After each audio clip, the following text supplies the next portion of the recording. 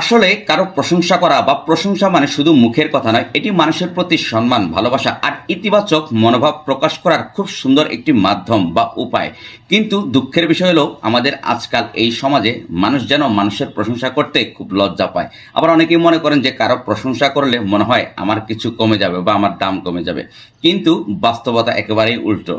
একটু ভেবে দেখুন, আপনি যখন আন্তরিকভাবে একজন মানুষকে তার ভালো কাজের প্রশংসা করেন তখন সে আরও উৎসাহ পায় এবং আরও ভালো কিছু করার চেষ্টা করে।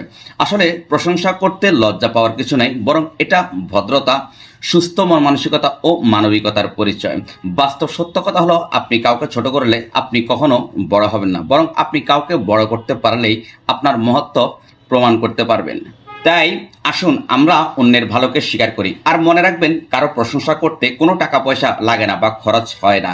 এতে করে সম্পর্ক মজবুত হয়, ভালোবাসা বাড়ে এবং সমাজে ইতিবাচক পরিবেশ তৈরি হয়।